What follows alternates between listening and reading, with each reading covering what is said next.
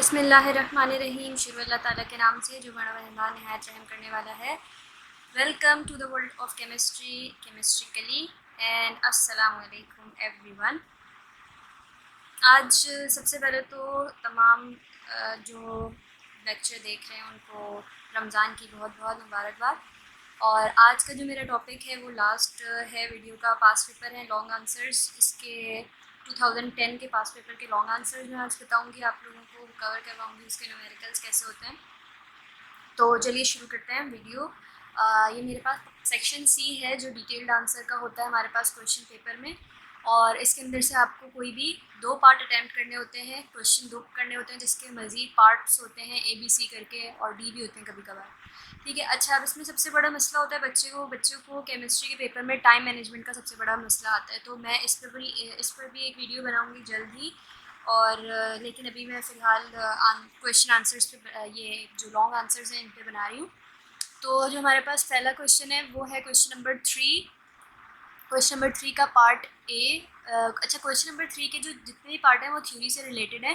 तो इस पर मैंने अभी वीडियो नहीं बनाई है क्योंकि मैं चाहती हूँ कि पहले मैं इसको टॉपिक वाइज समझाऊँ ताकि मैं मज़ीद अच्छे से बता सकूँ। तो मैंने सिर्फ अभी न्यूमेरिकल्स के लिए वीडियो बनाई है।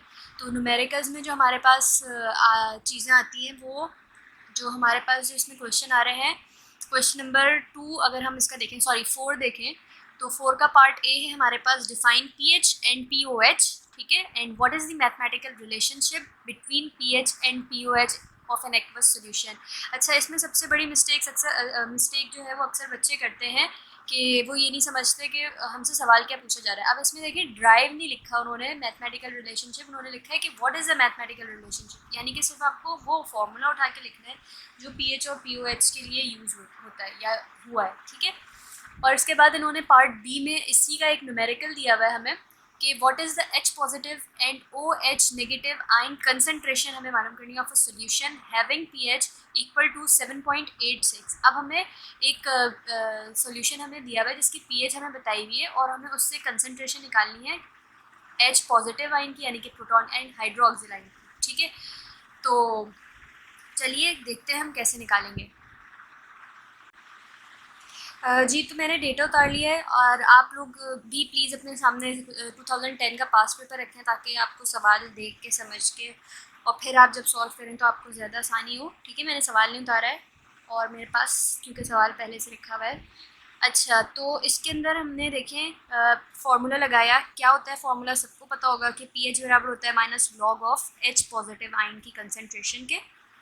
ठीक है। अब हमें यहाँ पे पीएच गिवन है जो कि है 7.86, और अगर हम माइनस लॉग ये हमें मालूम करना है एच, वो एच की कंसनट्रेशन, एच पॉजिटिव की कंसनट्रेशन हमें मालूम करनी है। तो हमने क्या किया कि जब लॉग को इज इक्वल टू की नेक्स्ट साइड लेके जाते हैं तो हमारे पास जो लॉग है वो किस में कन्वर्ट हो जाता है, एंटी लॉग में। तो यानी कि हम लिखेंगे, हमने एच पॉजिटिव को इसी साइड पे रखा। ठीक है। और हम लॉग को इस साइड पर ले गए। तो जब हम लॉग को इस साइड पर ले गए तो हमारे पास हो गया एंटी लॉग, और माइनस की साइन एज इट इज़ जाएगी यहाँ पे, और ये हमारे पास इससे अटैच हो जाएगी। ठीक है। तो ये हमने अब हम कैलकुलेटर में निकाल लेंगे इसकी वैल्यू को। तो ये हमारे पास शिफ्ट हमने दबाया, लॉग दबाया, -7.86, तो हमारे पास आ गया आंसर 1.380 या 1.38 एक्सपोनेंट -8, 1.38 एक्सपोनेंट -8। पहले भी मैंने बता चुकी हूँ और अभी भी मैं आपको बताऊंगी कि प्लीज़ यूनिट लगाना कभी मत भूला कीजिए आंसर में, और रिजल्ट लिखना कभी मत भूला कीजिए। तो कंसंट्रेशन की यूनिट हम मोलर में भी लिख सकते हैं और हम इसकी यूनिट जो है वो 2 तरीके से लिख सकते हैं। ये तो अभी हमारे पास H पॉजिटिव की कंसंट्रेशन आई है ना, तो हम इसकी यूनिट ऐसे भी लिख सकते हैं 1.38 एक्सपोनेंट -8 मोल पर DM³। ठीक है। ये भी कंसंट्रेशन की यूनिट है। ये इन दोनों यूनिट में हम आंसर लिख सकते हैं। तो अब हमने H पॉजिटिव की निकाल ली कंसंट्रेशन, अब हम OH की निकालेंगे। तो OH की निकालने के लिए भी 2 तरीके इस्तेमाल किए जा सकते हैं इस न्यूमेरिकल में। मैं पहले आपको एक तरीका बता देती हूँ, फिर उसके बाद मैं सेकंड मेथड भी बता दूँगी। तो OH के लिए हमने क्या किया कि हमें पता है ये एक फॉर्मूला है कि KW is equal to H positive की कंसनट्रेशन के बराबर होता है एंड OH नेगेटिव की कंसनट्रेशन के बराबर होता है। Kw हमारे पास डिसोसिएशन कांस्टेंट ऑफ वाटर होता है जो जिसकी वैल्यू हमारे पास फिक्स्ड होती है और क्या होती है 1.0 एक्सपोनेंट -14। और हमने H की कंसनट्रेशन ये निकाल ली है जो कि हमारे पास आई है 1.38 इंटू एक्सपोनेंट -8 और हमें OH की मालूम करनी है। ठीक है, तो हमारे पास OH की कंसनट्रेशन, OH को हम यहीं पे रखेंगे और ये चीज़ यहाँ पे मल्टीप्लाई में यहाँ पे जाके डिवीजन में चली जाएगी। तो 1.0 एक्सपोनेंट -14 डिवाइडेड बाय 1.38 एक्सपोनेंट -8। अच्छा, अब हमने इसको डिवाइड करना है तो 1.0 into exponent -14 divided by 1.38 into exponent -8। तो हमारे पास आंसर आ जाता है 7.24 और 5 भी कर सकते हैं क्योंकि आगे वाली जो है वो 6 है तो हम इसको 5 लिख लेते हैं। ठीक है, एक्सपोनेंट -7 मोलर।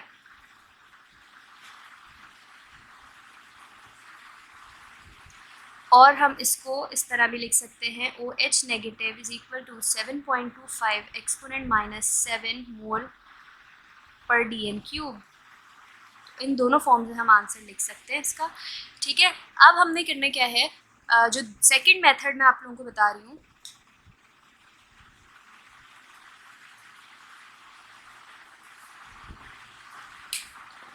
जो सेकंड मेथड है मेरे पास उसमें हम क्या करते हैं कि वो ज़्यादा आसान लगता है मुझे करने में, लेकिन ये मैंने एक मतलब दोनों तरीके से हो सकता है तो मैंने आप लोगों को इसलिए दोनों तरीके से बता दिया है। उसमें सबसे पहले हमने पीएच से जो है वो H की कंसनट्रेशन मालूम की, फिर हमें पता है कि pH जो है pH plus POH is equal to 14। ये भी एक फॉर्मूला है, सही है, सबको पता है। तो इसके भी बराबर हो सकती है। तो हमने क्या किया कि हमने जो हमें pH गिवन थी वो हमने लिख दी यहाँ पे। pH क्या थी हमारे पास 7.86, POH हमें मालूम करनी है, गिवन नहीं है, और 14 यहाँ पे इनका सम आता है। ठीक है, तो हम क्या करेंगे, इसको नेक्स्ट साइड ले जाएंगे तो ये माइनस में हो जाएगा, pH को हम यहीं पे छोड़ देंगे।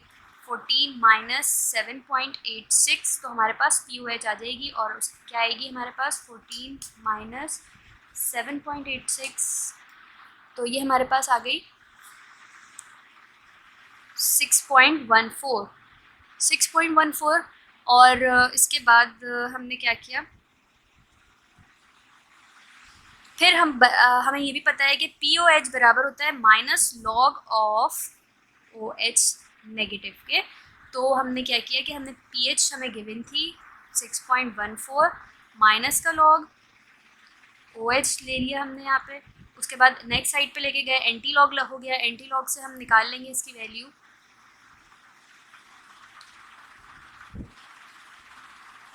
एंटी लॉग और माइनस 6.14, तो हमारे पास क्या आंसर आएगा, एंटी लॉग लेंगे हम minus 6.14 and the answer is वही आ गया हमारे पास। तो दो तरीके हैं, इन दोनों से ही हमारे पास सेम आंसर आएगा। तो आप जो भी तरीका लिखेंगे, जो भी तरीके से करेंगे तो वो हमारे पास आंसर सेम ही आएगा। ठीक है, मोल पर dm³।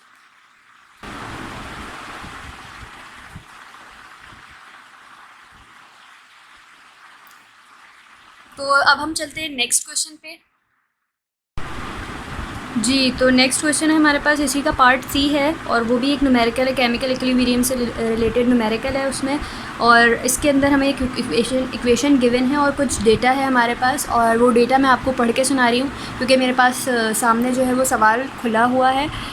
तो ये जो हमारे पास पास्ट पेपर में सवाल आया है वो क्वेश्चन नंबर 4 का पार्ट सी है कि Kc फॉर द रिएक्शन, हमें Kc गिवन है। ठीक है, और Kc क्या है हमारे पास 4 है, Kc 4 गिवन है हमें, और हमें कैलकुलेट करना है इक्विलिब्रियम कंसंट्रेशन ऑफ CH3COO2H5 की when 1.66 moles of CH3COOH and 2.17 moles of C2H5OH are allowed to come to equilibrium. ठीक है, हमें इक्विलिब्रियम पे इसकी कंसंट्रेशन मालूम करनी है, इसकी कंसंट्रेशन इक्विलिब्रियम पे मालूम करनी है. ठीक है, तो हमने क्या किया कि हमें गिवन क्या थी, इसकी इनिशियल लेवल पे इसकी कंसंट्रेशन थी.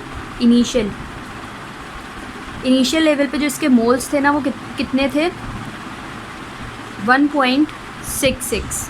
ठीक है, 1.66 थे इसके, और इसके कितने थे इथेनॉल के, हमारे पास थे 2.17 मोल्स थे. ये हमें गिवन है सब कुछ सवाल में. ठीक है, अभी तक हमें कुछ भी मालूम करनी है. तो इनिशियल लेवल पे जब इसका रिएक्शन नहीं हुआ कुछ भी, तो जाहिर है कि इनके 0 मोल्स होंगे. अब हम आ जाते हैं इक्विलिब्रियम पे. इक्विलिब्रियम पे क्या हुआ कि इन्होंने आपस में रिएक्शन करवाया.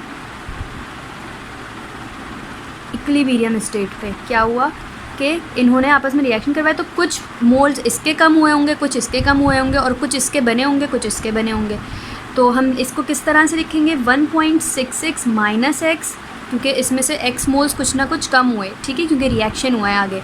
और इसी में से इसी तरह 2.17 माइनस एक्स, इसके भी कुछ ना कुछ मोल्स कम हुए रिएक्शन के बाद, रिएक्शन होने के बाद जब इसने प्रोडक्ट बनाए.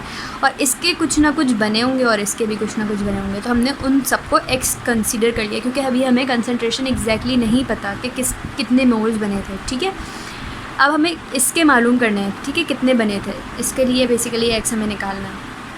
तो हम सबसे पहले क्या करेंगे कि हम इसका फॉर्मूला लिखेंगे कि according to Le Chatelier principal,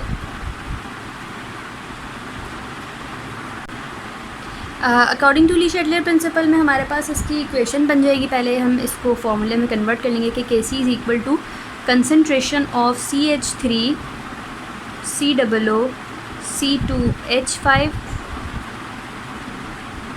और हमारे पास आ जाएगा वाटर, प्रोडक्ट के ऊपर आती है. ठीक है, और रिएक्टेंट के नीचे आएगी CH3 COOH, और इसी तरह इथेनॉल की आ जाएगी C2H5OH. अच्छा, अब कंसंट्रेशन लिखने का एक रूल है कि कंसंट्रेशन किसके बराबर होती है, मोल्स पर वॉल्यूम के बराबर होती है. तो अब अभी हमें इसमें वॉल्यूम गिवन नहीं है. अगर इसमें वॉल्यूम गिवन होता तो हम उसको लिखते, लेकिन अगर हमें वॉल्यूम गिवन नहीं है तो हम इसको एक्सप्रेशन में किस तरह लिखेंगे. अच्छा, तो सबसे पहले हमारे पास मैंने यहाँ पे एक मिस्टेक कर दी थी. तो मैंने रिएक्टेंट के ऊपर लिख दिया था और नीचे जो है प्रोडक्ट ही लिख दी थी. तो इसी तरह हम पहले कंसंट्रेशन की फॉर्म में इसकी एक्सप्रेशन लिखेंगे और फिर वी को कैंसिल करवाएंगे. ठीक है, तो हम पहले प्रोडक्ट की लिख रहे थे ऊपर, मैंने गलती से जो है वो रिएक्टेंट की लिख दी थी. x/v लिखेंगे हम, और x/v जो हमारे पास प्रोडक्ट की है. ठीक है, ये कंसंट्रेशन को लिखने का तरीका होता है और हमें इसी फॉर्म में एक्सप्रेस करना चाहिए, वरना एग्जामिनर हमारे मार्क्स डिडक्ट कर सकता है. ठीक है, तो ये हमारे पास जो नीचे आएगी वो रिएक्टेंट की आएगी 1.66 minus x/v and 2.17 minus x/v. अच्छा, इस v से ये वाला कैंसिल, इससे ये वाला कैंसिल. ठीक है, अब ये हमारे पास तमाम वॉल्यूम ख़त्म हो गए हैं, कैंसिल आउट हो गए हैं. और अब हम लिख देंगे, अब हम इसको जैसे ये लिखा हुआ है इसी तरह लिखेंगे, 1.66 माइनस एक्स, 2.17 माइनस एक्स, यहाँ पे 4 ही रहेगा. x को मल्टीप्लाई करवाएंगे तो x स्क्वायर हो जाएगा. नीचे हमारे पास आ जाएगा 1.66 minus x and 2.17 minus x, यहाँ पे 4 रहेगा. अच्छा, ये वाली एक्सप्रेशन उठ के ये वाली एक्सप्रेशन को भी आपस में मल्टीप्लाई करवा देंगे हम, तो ये एक्स स्क्वायर ही रहेगी. नीचे हम मल्टीप्लाई करवाएंगे तो हमारे पास 1.66 मल्टीप्लाई बाय 2.17, तो हमारे पास आ जाएगा 3.602. ठीक है, इसको इससे मल्टीप्लाई करवाएंगे एक दफ़ा और इसको फिर इससे भी करवाएंगे, तो हमारे पास आ जाएगा minus plus minus minus and 1.66x. ठीक है, फिर हम इसको एक दफ़ा इससे करवाएंगे, सॉरी मैं इसको मार्कर से शो करती हूँ. फिर इस x को हम एक दफ़ा इससे करवाएंगे और एक दफ़ा इस x से करवाएंगे. तो हमारे पास क्या आ जाएगा, minus plus minus 2.17x minus minus plus x square हो जाएगा ये भी. ठीक है, फिर हम क्या करेंगे कि हमने ये वाली एक्सप्रेशन आ गई है। अब हम ये देखें x और x सेम है, तो हम इसको पहले ऐड करवा देंगे। क्यों ऐड करवाएंगे? क्योंकि दोनों माइनस माइनस क्या होता है, प्लस होता है अलजेब्रिक रूल के मुताबिक। तो ये हम लेंगे यहाँ पे, और x² divided by 3.602 minus plus minus, लेकिन माइनस माइनस प्लस, लेकिन साइन हमेशा माइनस की लगेगी क्योंकि बड़े के साथ माइनस है, ठीक है। तो हमने क्या किया कि 1.66 प्लस 2.17, तो ये हमारे पास आ गया 3.83, ठीक है, 3.83 और 83x प्लस x²। तो हमने ये कर लिया। अब हम इस एक्सप्रेशन को, ये क्योंकि यहाँ पे डिवीज़न में है, यहाँ ले जाके मल्टीप्लाई करवा देंगे, ठीक है। तो हम इसको 4 से मल्टीप्लाई करवाएंगे। 3.602 माइनस 3.83x प्लस x², और यहाँ पे हमारे पास x² आ जाएगा, ये ऊपर वाला जो हमारे पास बच गया है, ठीक है। अब हमने क्या किया कि हमने इसको मल्टीप्लाई करवाया हमने। तो मैं आंसर लिखती हूँ कैलकुलेट करके। जी, तो मेरे पास कैलकुलेट करके जो आंसर आया है वो ये रहा हमारे पास। 4 को इससे मल्टीप्लाई करवाया, पूरे ब्रैकेट से मल्टीप्लाई करवाया, ठीक है। तो हमारे पास ये आंसर आ गया और ये हमारे पास एक्सप्रेशन बन गई। अब हमने क्या किया कि हमें ये वाला x² को यहाँ लेकर आना है, क्योंकि हमें इसको क्वाड्रेटिक इक्वेशन बनानी है, ठीक है। तो हमें क्वाड्रेटिक इक्वेशन के हमेशा जो इज इक्वल टू की नेक्स्ट साइड पे 0 आता है, ठीक है, लेकिन यहाँ पे x² है, तो हमें इसको ख़त्म करना है। तो हम इसको यहाँ लेके माइनस करवा देंगे। तो हम कैसे लिख देंगे अब इसे, 14.4 माइनस 15.32x प्लस 4x², और ये प्लस का था, यहाँ से जाके माइनस का हो जाएगा, minus x² is equal to, अब यहाँ पे आ गया 0, ठीक है। अब इसके बाद हमने जब इसको माइनस करवाया तो 14.4 minus 15.32x plus minus minus, लेकिन साइन प्लस की लगेगी, और हमारे पास ये आ गया 3x² इज़ इक्वल टू 0। अब अगर हम इसको देखें तो ये जो एक्सप्रेशन हमारे पास बनी है, ये हमारे पास क्वाड्रेटिक इक्वेशन बनी है। तो हम अकॉर्डिंग टू क्वाड्रेटिक इक्वेशन अब चलेंगे, या हम इसको फॉर्मूला लगाएंगे, ठीक है। Apply quadratic formula.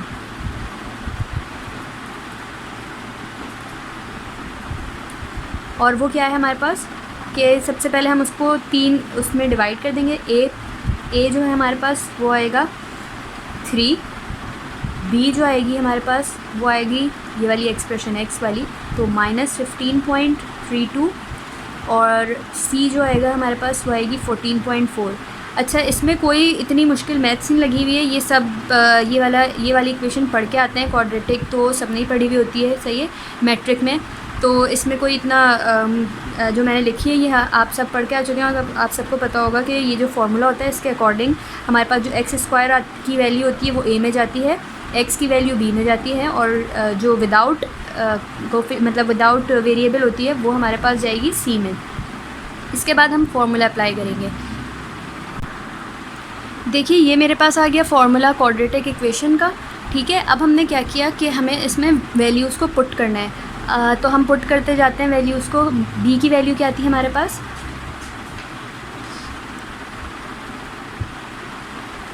b की वैल्यू अगर हम देखें तो हमारे पास थी माइनस 15.32,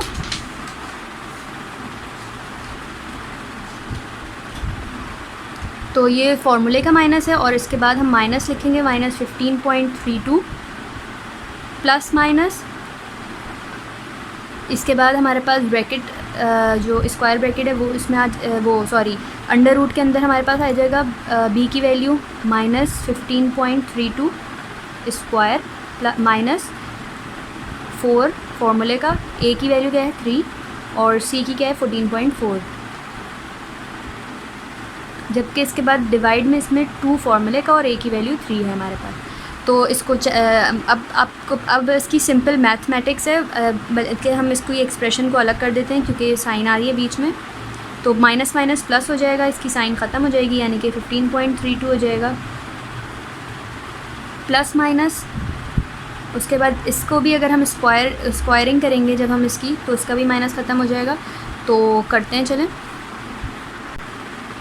जी। तो मैंने इसको सॉल्व कर लिए। आप लोग भी अपने पास कैलकुलेटर रख कर अगर आप बैठे होंगे तो आपने भी ये कर लिया होगा, ठीक है। अब हम इसके बाद नेक्स्ट जो इसका स्टेप है वो हम कैसे करेंगे कि हम इसको अलग अलग कर देंगे। एक प्लस की एक्सप्रेशन ले लेंगे, एक माइनस की ले लेंगे, ठीक है। तो हम इसको कर देते हैं 15.32 प्लस अंडर रूट में हमारे पास जो जो चीज़ें हैं 234.7 और 172.8 डिवाइडेड बाय 6, और जो दूसरी एक्सप्रेशन आ जाएगी वो हमारे पास किसकी आएगी, माइनस की आएगी। तो 15.32 माइनस 234.7 माइनस 172.8 डिवाइडेड में 6 आ जाएगा, ठीक है। अब हम क्या करेंगे कि ये जो हमने एक्सप्रेशन अलग कर लिया, हमें दोनों से आंसर निकालेंगे सॉल्व करके डायरेक्ट कैलकुलेटर से। जी, तो मैंने इसको सॉल्व कर लिया, ठीक है, और मेरे पास आंसर आ चुका है। एक एक्स की वैल्यू मेरे पास ये आई है, एक एक्स की वैल्यू मेरे पास ये आई है, ठीक है। अब मैं आप लोगों जो मुझे भी कन्फ्यूजन थी अपने वक्त में, और मुझे लगता है कि बहुत सारे बच्चों को ये नहीं समझ आता कि अब कौन सी एक्स की वैल्यू हम चूज़ करेंगे इसमें से, ठीक है। x1 चूज़ करेंगे या x2 चूज़ करेंगे। तो हम इसके लिए मैं आप लोगों को ये बताऊंगी कि देखिए, जो हमारे पास रिएक्टेंट की टोटल कंसंट्रेशन होती है, टोटल मोल्स जो होते हैं उसके, हमारी प्रोडक्ट कभी भी उन मोल से ज़्यादा नहीं बनेगी, कभी भी नहीं ज़्यादा बनेगी, ठीक है। तो x की वैल्यू को चूज़ करने का बेहतरीन तरीका है कि आप जाइए अपना डेटा देखिए सबसे पहले, ठीक है। तो हमारा जो डेटा था उसके अंदर हमारे पास जो जो हमारे पास मोल्स आ रहे थे टोटल, वो अगर हम कैलकुलेट करें 1.66 प्लस 2.17, तो हमारे पास आ रहे हैं 3.83।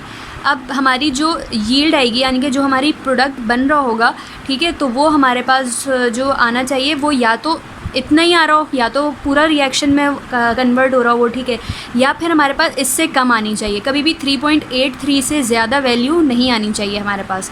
तो हम अगर अपना आंसर देखें तो एक वैल्यू हमारे पास आ रही है 3.86 और दूसरी वैल्यू आ रही है हमारे पास 1.24। तो मैंने जैसे आप लोगों से कहा कि हमारे पास इस 3.83 से ज़्यादा नहीं आनी चाहिए, तो ये हमारे पास वैल्यू ज़्यादा दे रही है x की, और दूसरी वाली वैल्यू जो है हमारे पास आ रही है वो हमारे पास कम आ रही है, ठीक है। तो ये वाली हम चूज़ करेंगे या ये वाली हम सिलेक्ट करेंगे, क्यों? क्योंकि ये हमारे पास ज़्यादा आ रही है। कभी भी हमारे पास प्रोडक्ट से ज़्यादा रिएक्टेंट से ज़्यादा प्रोडक्ट बन ही नहीं सकता है, क्योंकि हमारे पास रिएक्टेंट के इतने मोल्स थे, तो इससे ज़्यादा कैसे प्रोडक्ट बना सकते हैं। अब फॉर एग्ज़ाम्पल अगर आपके पास जो है क्या कहते हैं 3 टॉफ़ीज़ हैं, और आपने क्या तो किसी को तीनों टॉफ़ीज़ दे दी, या आप उसमें से 1 या 2 देंगे, आप 3 टॉफ़ीज़ में से 4 तो नहीं करके दे सकते। तो यही चीज़ इसमें हुई हुई है, ठीक है, कि कभी भी हमारे पास जो रिएक्टेंट है उससे ज़्यादा हमारे पास प्रोडक्ट नहीं बनेगी। जी, तो हमने जो सिलेक्ट किया आंसर वो हमारे पास 1.24 था, और हमने इसका रिज़ल्ट बना के लिख दिया कि the concentration of CH3COO-C2H5 is 1.24 molar. अच्छा, अब इसमें जो मेन बात मुझे आप लोगों को बतानी है कि बहुत सारे स्टूडेंट हमारे प्री मेडिकल के होते हैं, और उन्हें बहुत सारी चीज़ें साइंटिफिक कैलकुलेटर में कैलकुलेट करनी नहीं आती। अच्छा, इसको जब हम शो करेंगे पेपर में या एग्ज़ाम्स में जब हम करेंगे तो हम पूरी सॉल्व करके ही दिखाएंगे इक्वेशन। लेकिन कभी कभी हमें क्या होता है, कैलकुलेशन में हम कोई भी चीज़ आगे पीछे कर देते हैं, कैलकुलेटर में भी लिखते वक्त हमारे पास कोई ना कोई मिस्टेक हो जाती है। तो उसको अगर हमें सही रखना है या हमें कंफर्म करना है अपना आंसर कि हमारे पास सही भी आ रही है एक्स की वैल्यूज़ या नहीं आ रही, तो आपको चाहिए कि क्योंकि साइंटिफिक कैलकुलेटर अलाउ होता है पेपर में, तो आपको क्वाड्रेटिक इक्वेशन भी उसमें निकालनी आनी चाहिए। तो मुझे पता है कि मैथ्स वाले जो स्टूडेंट हैं हमारे प्री इंजीनियरिंग के, उनको तो आती होगी, लेकिन प्री मेडिकल वालों बहुत से बच्चों को नहीं आती होगी या नहीं पता होगी, और ये हमारे अक्सर कोचिंग वगैरह या कॉलेजेस में नहीं बताई जाती है। तो मैं आपको आज उसका भी तरीका बताती हूँ साइंटिफिक में। मेरे पास जो साइंटिफिक कैलकुलेटर है उसका मॉडल है FX 991 ES, ठीक है, प्लस। तो ये जिनके पास होगा उनके लिए तो आसानी हो जाएगी, और हर कैलकुलेटर में होता है, तो आप अपने मॉडल के कैलकुलेटर के हिसाब से आप निकालना भी सीख सकते हैं इसको, ठीक है। तो ये हम जाएंगे सबसे पहले मोड में, और हमारे पास मोड में जाने के बाद हमारे पास इसमें ऑप्शन आ रहे हैं कुछ, ठीक है। तो हमें जाना है इक्वेशन EQN, यानी कि ऑप्शन नंबर 5 में जो हमारे पास है इक्वेशंस का, तो हम इसमें जाएंगे। फिर इसमें से देखिए आपको सेलेक्ट करनी है कि हमें क्वाड्रेटिक चाहिए ना, क्वाड्रेटिक इक्वेशन इस पर 3rd ऑप्शन पे आ रही है, तो हम इसके लिए 3 प्रेस करेंगे। अब हमारे पास ये A B C 3 वैल्यूज़ आ गई। अब हम अपनी जो वैल्यूज़ हमने लिखी हैं, ये वो जो वैल्यूज़ हमने यहाँ पे निकाली हैं 3, ये निकाली है हमने A B एंड C, इन तीनों वैल्यूज़ को हम इसमें पुट कर देंगे। और हम पुट कर कैसे करेंगे कि हमारे पास 3 है तो हमने 3 को दबाया, हम इज़ इक्वल टू दबाएंगे, ठीक है। फिर हमारे पास नेक्स्ट पे चला जाएगा, तो नेक्स्ट पे हमारे पास b की वैल्यू क्या है -15.32, तो हम माइनस दबाएंगे 15.32, फिर दोबारा से हम इज़ इक्वल टू दबाएंगे। फिर हमारे पास ये c पे चला गया, c के बाद हम c पे भी क्या 14.4 है, 14.4 और फिर हम इज़ इक्वल टू दबा देंगे। अच्छा, जब हम इज़ इक्वल टू दबाएंगे अब हम दोबारा से ही इज़ इक्वल टू दबाएंगे तो हमारे पास x1 आ जाएगा, x1 की वैल्यू आ जाएगी 3.86, ठीक है। और हम एक और दफ़ा दबाएंगे इज़ इक्वल टू को तो हमारे पास x2 की वैल्यू भी आ जाएगी, ठीक है। अब ये इस तरह ये तरीका होता है हमारे पास इक्वेशन सॉल्व करने का कैलकुलेटर में। तो अब हमारे पास इससे जो x की वैल्यूज़ आएंगी ना वो तो बिल्कुल करेक्ट आएंगी ज़ाहिर है कैलकुलेटर में, लेकिन आप जो कैलकुलेशंस में कभी कभी हम कैलकुलेटर से भी जो है ब्लेंडर्स कर देते हैं, मतलब कि माइनस की साइन आगे पीछे हो गई या कुछ भी ऐसा हो जाता है, कोई पॉइंट के बाद आगे पीछे हो गई तो हमारा आंसर डिफरेंट हो जाता है। तो ये हमारे पास तरीका है, हम आंसर को कंफर्म कर सकते हैं अपनी जो हमारी एक्स की वैल्यूज़ आई हैं, ठीक है। तो चलिए अब नेक्स्ट क्वेश्चन पर चलते हैं जी। तो नेक्स्ट क्वेश्चन है क्वेश्चन नंबर 5 का पार्ट ए कर रही हूँ मैं, ठीक है। ये रेट ऑफ रिएक्शन से रिलेटेड है। तो इसके अंदर हमारे पास जो सवाल है वो लिखा हुआ है, एक हमें रिएक्शन दिया हुआ है, ठीक है, और उसके बाद हमें लिखा हुआ है कि हमें आंसर द फॉलोइंग करना है। यानी कि अब मैं जो पढ़ रही हूँ इसका बी पार्ट है, इसमें हमसे पूछा गया है कि will the specific rate constant, specific rate constant क्या होता है, के होता है, ठीक है। Specific rate constant, will the specific rate constant increase, decrease or remain unchanged if the concentration of A and B is doubled। ये क्या कह रहे हैं कि अगर हम इन दोनों की A और B की कंसनट्रेशन को डबल कर दें तो क्या हमारा स्पेसिफिक रेट कांस्टेंट जो है K की वैल्यू क्या वो इंक्रीज़ होगी, क्या वो डिक्रीज़ होगी या इंक्रीज़ होगी या अनचेंज रहेगी, सही है। तो अब मैं आप लोगों को एक बात बता दूं कि जो K की वैल्यू है, K एक कांस्टेंट है, ठीक है। कांस्टेंट की वैल्यू कभी भी कंसंट्रेशन से अफेक्ट नहीं होती, सिर्फ टेम्परेचर से होगी। तो अगर तो हमें सवाल को गौर से पढ़ने की ज़रूरत है। इन्होंने लिखा हुआ है कि if the concentration of A and B is doubled, ठीक है। अब बहुत से बच्चे इससे ही कंफ्यूज होते कि डबल हो रही है तो शायद ये इंक्रीज़ हो रही हो, शायद ये डिक्रीज़ हो रही हो, या क्या है कैसा है। तो जो आप याद रखिए कि स्पेसिफिक रेट की वैल्यू कभी भी जो है वो कंसंट्रेशन से अनचेंज रहती है। यानी कि इसका जो आंसर है वो हम लिखेंगे, इस पार्ट का जो आंसर है हमारे पास कि rate constant does not change according to the concentration, ठीक है। रेट कांस्टेंट यानी कि K does not change according to concentration.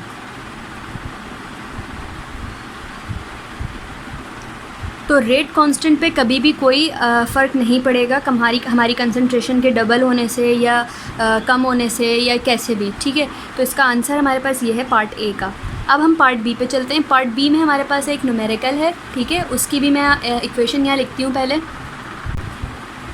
जी। तो हमारे पास ये सवाल था, ये हमारे पास इक्वेशन गिवन थी और इसके बाद हमारे पास रेट कांस्टेंट की वैल्यू यानी कि स्पेसिफिक रेट कांस्टेंट की वैल्यू गिवन थी और हमसे पूछा गया है उस सवाल में इस सवाल के बेसिकली दो पार्ट्स हैं, दो पार्ट हमें पूछे गए हैं। एक बार हमें बताना है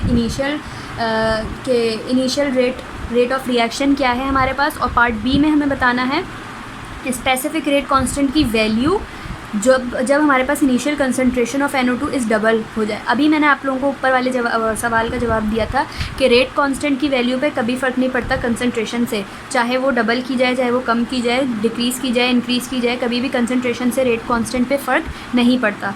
तो अगर मतलब जैसे अगर हम इस सवाल को समझ के अगर हमारे फ़ौरन दिमाग में वाला पॉइंट क्लिक कर जाए तो हमें पता होगा कि रेट कांस्टेंट की वैल्यू एज इट इज़ यही रहेगी, क्योंकि हमारे पास कंसंट्रेशन से फ़र्क नहीं पड़ता रेट कांस्टेंट पर, स्पेसिफिक रेट कांस्टेंट पर। तो चले हम लोग मालूम कर लेते हैं फिर भी और कंफर्म करते हैं अपना आंसर।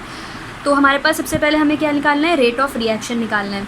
तो रेट ऑफ रिएक्शन को लिखने के लिए हमारे पास क्या तरीका होता है, R is equal to K, और ये हमारे पास सेकंड ऑर्डर रिएक्शन है। क्यों, ये हमारे पास एलिमेंट्री है और एलिमेंट्री का जो कोफिशिएंट होता है वही उसका ऑर्डर ऑफ रिएक्शन भी होता है, ठीक है। तो ये सेकंड ऑर्डर रिएक्शन है, तो ये हमारे पास क्या आ जाएगा, ये हम इस तरह से लिखेंगे और ये सेकंड ऑर्डर रिएक्शन है, तो हम ऊपर स्क्वायर कर देंगे, 2 लगा देंगे, ठीक है। अच्छा, अब रेट की हमें क्योंकि जो ये हमारे पास जो वैल्यू है K की हमें गिवन है 1.8 एक्सपोनेंट माइनस 3, ठीक है। और इसकी NO2 की भी इनिशियल, सॉरी मैंने यहाँ पे लिखा नहीं, NO2 की भी जो इनिशियल कंसंट्रेशन है वो हमारे पास गिवन है 0.75 मोलर। तो यहाँ पे हमने क्या किया, ब्रैकेट में 0.75 और उसका मोल स्क्वायर कर दिया। अब हमें ये इनिशियल रेट ऑफ रिएक्शन निकालना है, ठीक है। तो इनिशियल रेट ऑफ रिएक्शन हमारे पास आ गया, अगर हम इसको कैलकुलेट करें तो 1.01 एक्सपोनेंट माइनस 3, सही है। और ये हमारे पास इनिशियल रेट आ गया, ठीक है, रेट ऑफ रिएक्शन।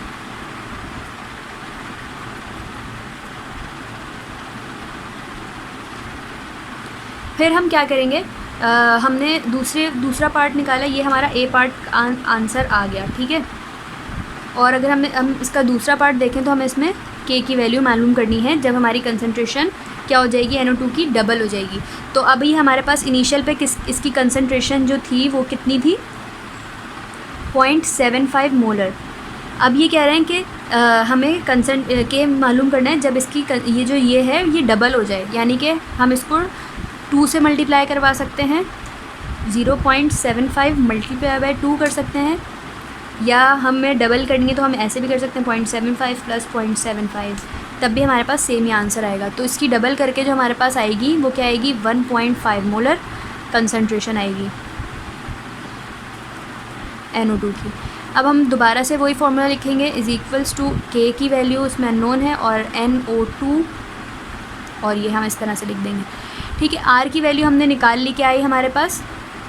अच्छा हाँ, एक और बात कि जब हमारे पास ये हम पॉइंट में भी यहाँ लिख सकते हैं कि when the concentration of NO2 is doubled, तो the rate of reaction will become 4 times. क्यों, क्योंकि ये हमारे पास सेकेंड ऑर्डर रिएक्शन है, ठीक है। अब ये मैं लिख भी देती हूँ, इस पॉइंट को आप नोट कर लीजिए अपने पास।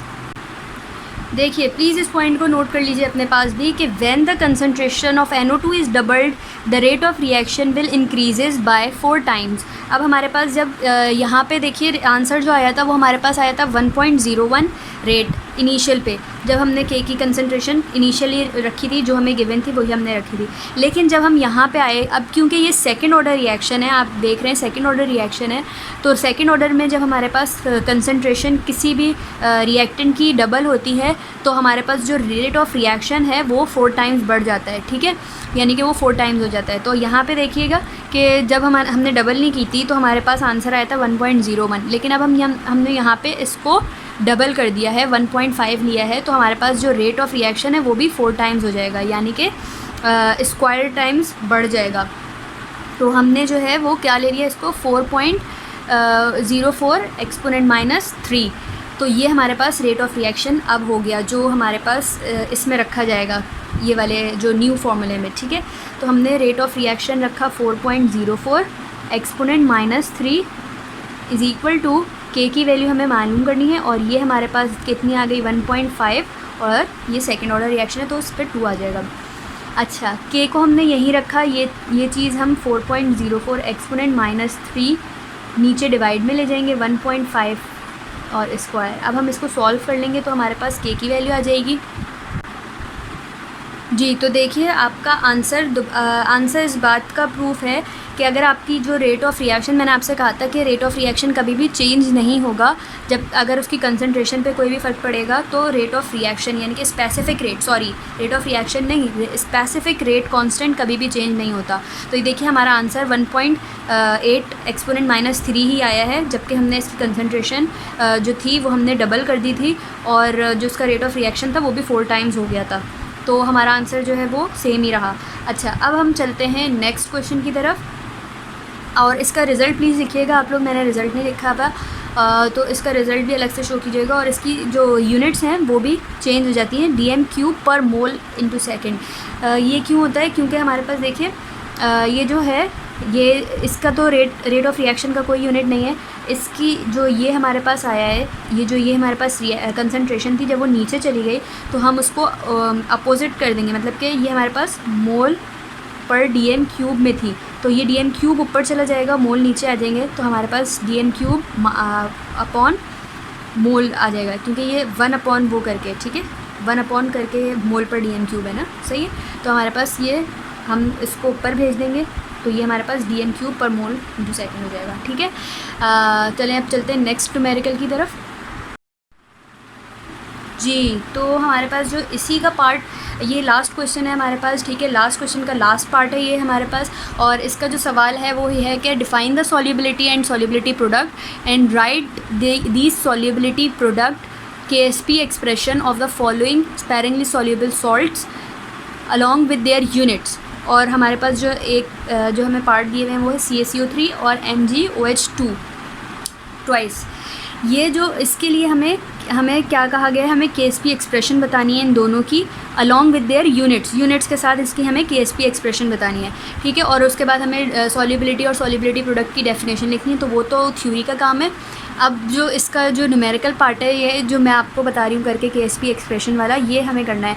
तो सबसे पहले हमें इसको लिखने के लिए हमें पहले इसको इक्वेशन बनानी पड़ेगा, ठीक है। इक्वेशन कैसे बनेगी KSP प्रोडक्ट की?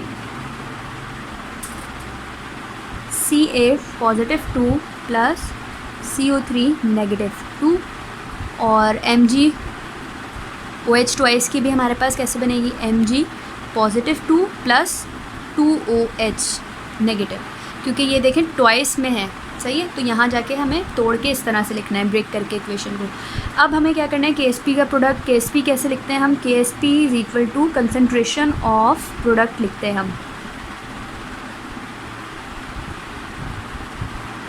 ठीक है। तो हम इसको S अज्यूम कर लेंगे, क्योंकि हमें आंसर तो है नहीं गिवन, ठीक है। ये दोनों को हम S ले लेंगे, S मल्टीप्लाई होके S² हो जाएगा, S² हो जाएगा। साथ में इन दोनों की जो कंसंट्रेशन का यूनिट आप सबको पता है मोल पर DM³ होता है, और मोलर भी लिख सकते हैं हम, सही है।